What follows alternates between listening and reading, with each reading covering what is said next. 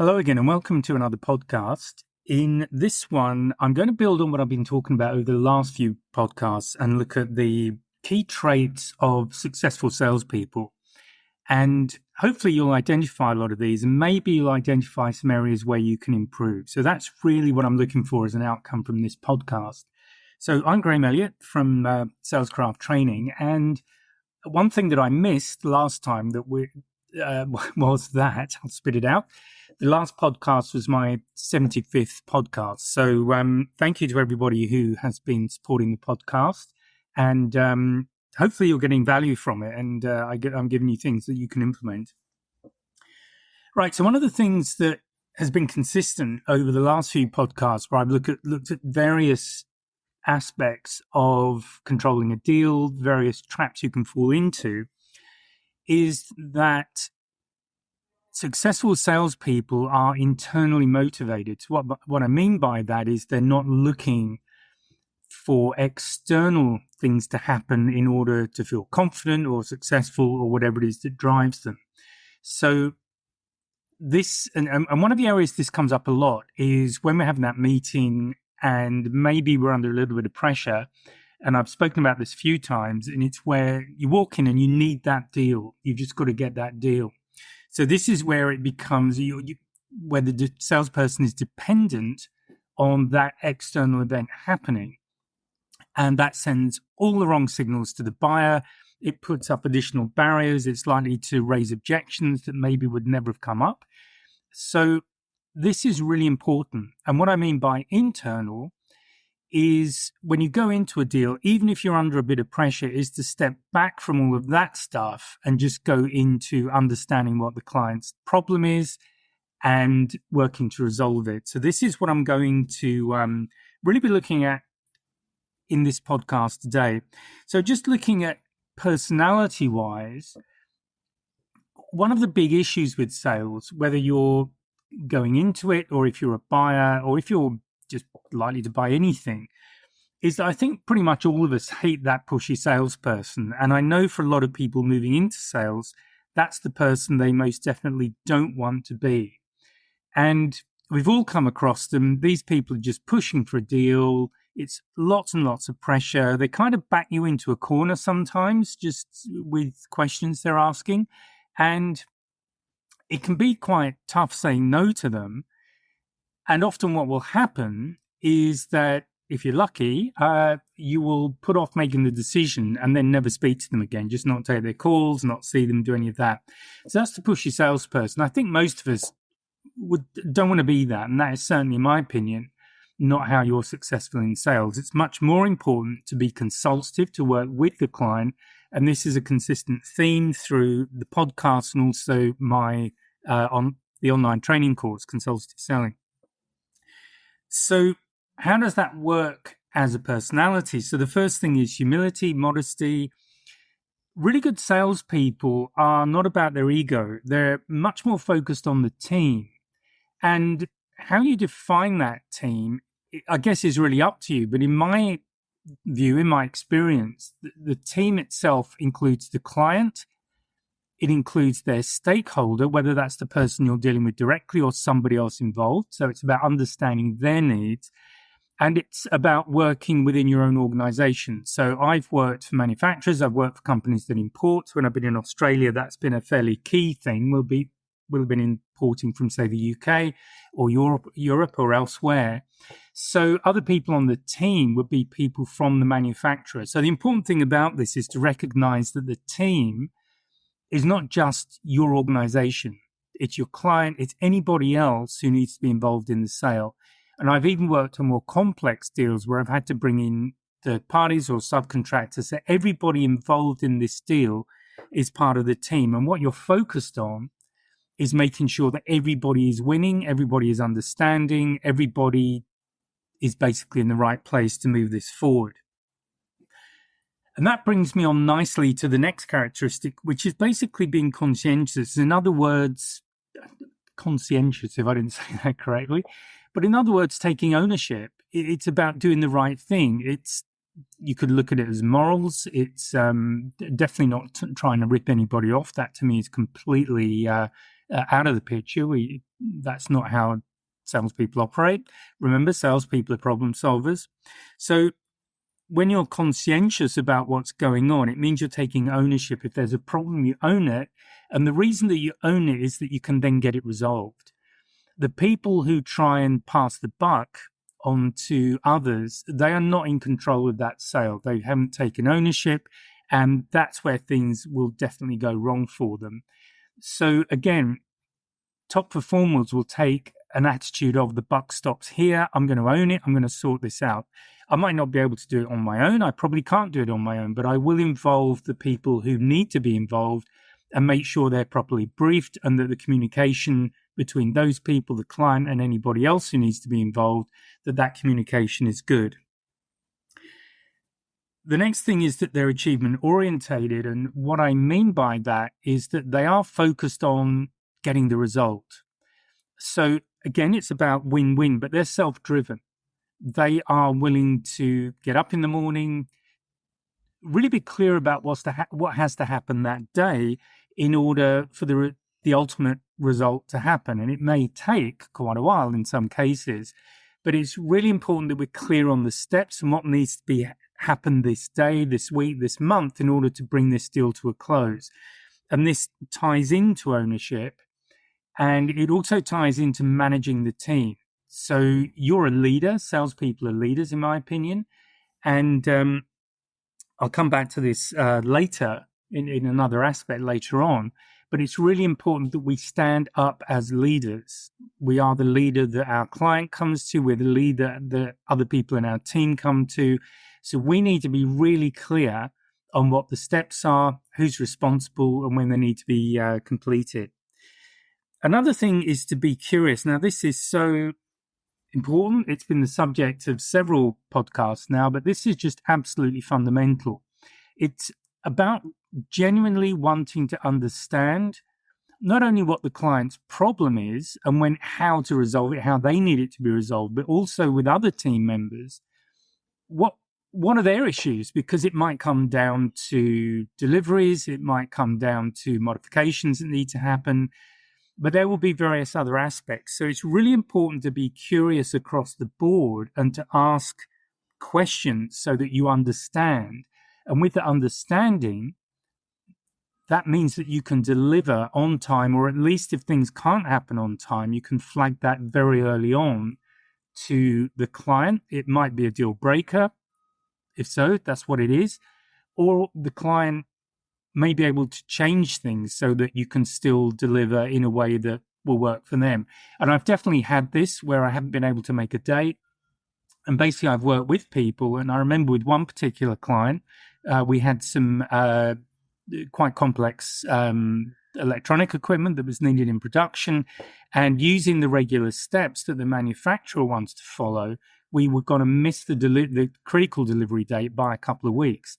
But by just talking to the teams, I realized that if we actually skip one of the steps, which was actually a post-production test, and actually ship first and then tested on site, that would actually cut out that 2-week part of the process. After talking to the people in manufacturing, I recognized there was a risk, there might still be a problem, but we talked it through. They altered the way they did their production a little bit, and it meant that we could actually hit the delivery date. But this is all about consultation with all of the interested parties. So this is, again, really important. So be a leader, stand up. You have to be resilient. Look, things won't always go as planned. Problems will happen. There will be setbacks.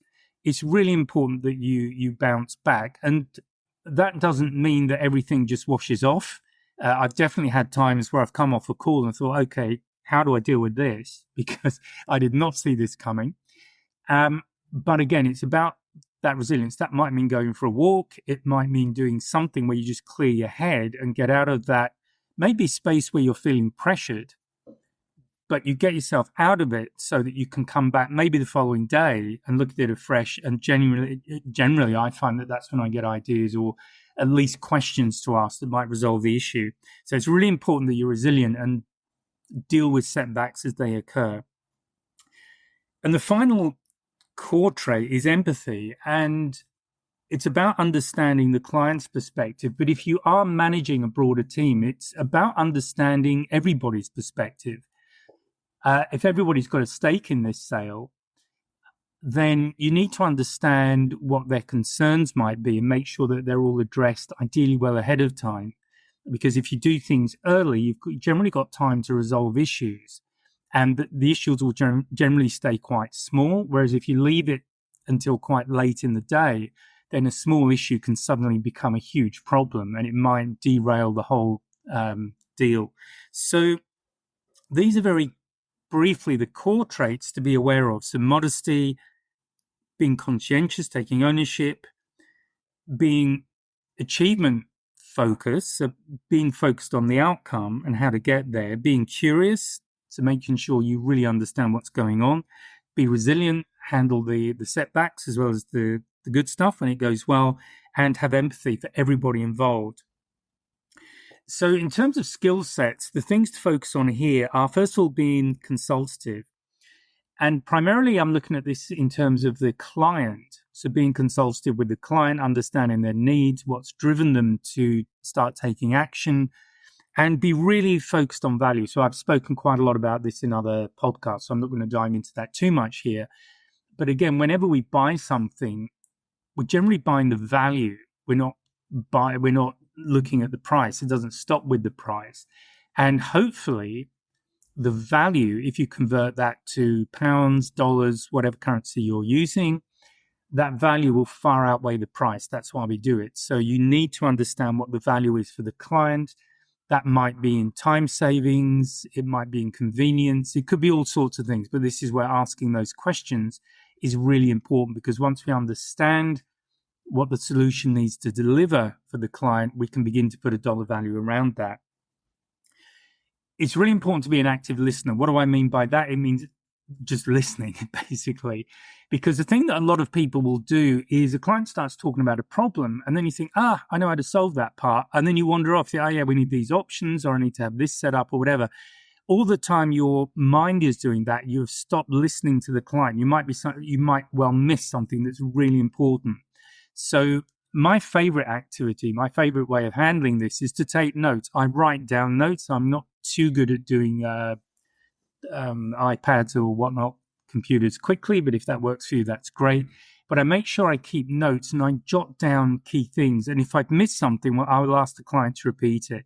It'll be something like, sorry, I really need to write this down, and could you then please repeat what you just said, because this is the key thing for me to be aware of.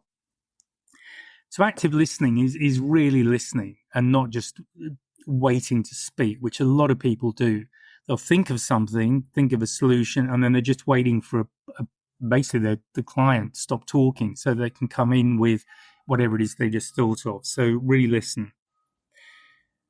Another aspect is being tech savvy. Now, I'm really looking at this from the perspective of operational understanding, and that would be your CRM. It might be using AI. But what we're looking at is it's about time management. Ultimately, it's about making the process steps as efficient and fast as possible. And the reason that we do that is it frees up our time so that we can put most of our time into the activities that are going to generate money for us. So we all have a limited number of hours per day. I'm not a fan of people working long hours, particularly out of hours. Part of the self-discipline is actually work-life balance, because, again, in my experience, and I'm pretty sure this is true, the better our life balance, the more we're able to spend time doing the things we love. That might involve other people. It might be hobbies, whatever it might be. And we put quality time in those activities. It means that when we are working, we're just far more efficient. We're probably fitter, healthier, sleeping better, all those kinds of things. All of those things mean that, if you like, our miles per gallon, that's just an analogy that popped into my head, or 100 Ks per litre, it gets far more efficient.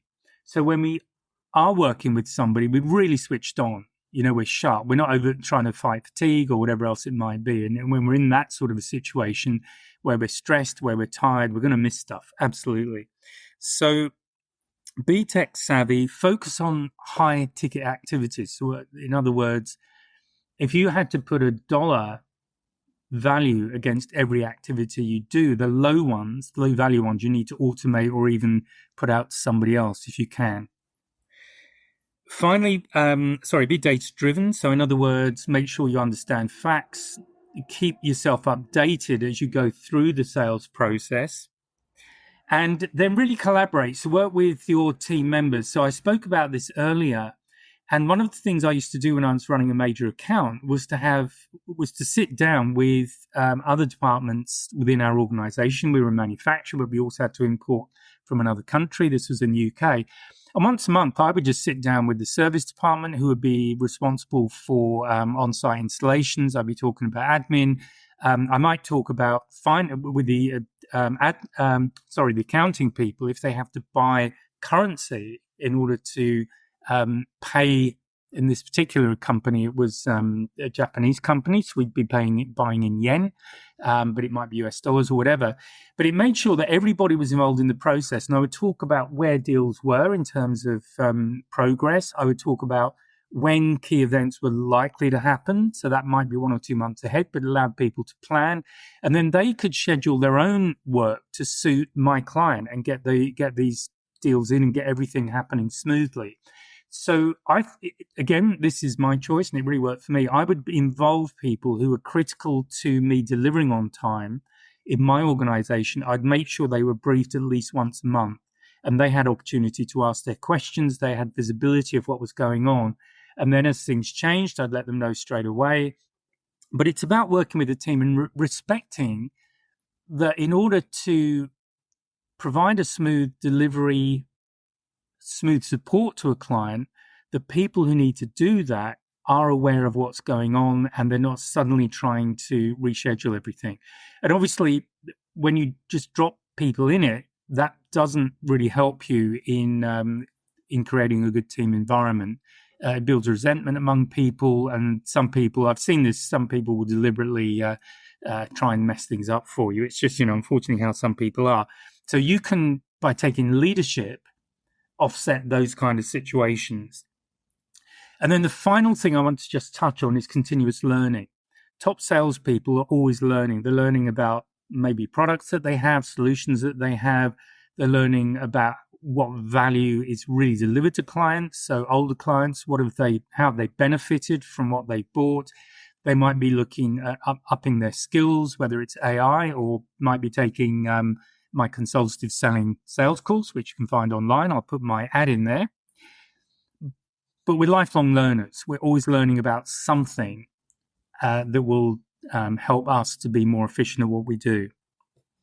So that is the podcast for this week. I hope you found that useful. I will be back next week, and the intention is to continuously build. So these podcasts come out every Monday, and as I say, I hope you find them useful. Please like, subscribe, give me a share, give me a comment. And maybe if there's something you'd like me to cover, just let me know. Okay, so that's it for now. Have a great week, and I'll speak to you on Monday. Bye for now. If you found this podcast useful and hopefully it's got you thinking, please sign up to my mailing list. There's a link in the description where you can just sign up and I'll keep you informed of what's going on. There's also a link to a free 1-hour webinar. It's an on-demand webinar, and I'll take you through 3 things you can do right now to improve your sales confidence, and that includes handling objections and closing the sale. So please check out the links and please join the mailing list, and I'll speak to you next time.